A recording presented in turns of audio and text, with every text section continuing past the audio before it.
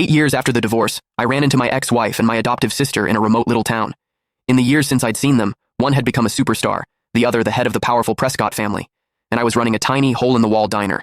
The moment our eyes met, they both froze. Serafina, my ex-wife, quickly hid a medical report behind her back. Isabel, my sister, slipped a limited-edition watch she'd bought for her brother into her pocket. I calmly finished packing the takeout order and handed it to them with practiced courtesy. "Here you are, ladies." The formal, distant address seemed to rattle them. As they were leaving, Serafina suddenly turned back. "Didn't you say you'd only ever cook for me?" I offered a polite, empty smile. The foolish promises of youth, they don't mean much now, just like the people and memories I once thought I could never get over. With time, they had all faded to nothing. Through the open glass door, the noise of the street drifted in, but it couldn't dispel the frozen silence that had settled over the diner.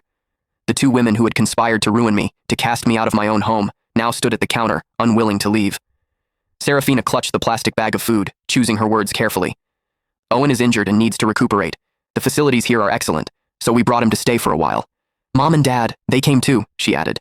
"Do you want to see them?" I shook my head, wiping a grease stain from the countertop. "No, that's not necessary. Please give my regards to Mr. and Mrs. Prescott." I paused, then added, "Actually, it's probably best you don't mention me at all. Being associated with someone like me would only tarnish the Prescott name." At that, my adoptive sister Isabel's brow furrowed. "Noah, these past few years Noah!" A young woman with streaks of red in her hair bounced into the diner, instantly latching onto my arm like a koala. "I'm starving. The school cafeteria food was literal poison today," I chuckled, ruffling her hair.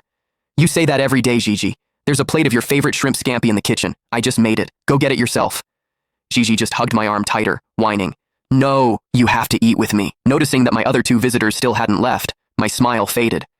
"Is there anything else I can get for you, ladies?" The message was clear, but it took them a long moment to shake their heads. Serafina seemed to drift off for a second when she heard shrimp scampi. Isabel stared at Gigi clinging to my arm, her lips parting as if to speak, but no words came out. I led Gigi into the back, the curtain falling behind us and cutting off their view. When I came out again, they were gone. "Hey," Gigi said around a mouthful of shrimp. "Did you know them? They weren't here to cause trouble, were they? I've seen them on TV. One's a huge celebrity, the other runs the Prescott Corporation. They're kind of a big deal." I placed another shrimp in her bowl. "Just regular customers," I said with a light laugh. "If I knew people like that, do you think I'd be running this little diner? I'd have moved us all into a mansion by now." Gigi giggled, then leaned in conspiratorially. "I heard that Superstar's husband is the one who's sick. The whole family came all the way out here just to take care of him. Must be nice, having that many people who care about you." I said calmly, wiping a grain of rice from the corner of her mouth. "Oh, I knew exactly how much they doted on Owen Prescott. 8 years ago, for his sake, one of them had publicly accused me of slander and assault, sending me to prison. The other had announced to the world that I had taken my own life out of guilt, personally ensuring I was erased from." Click the link in my bio to get the full story for free.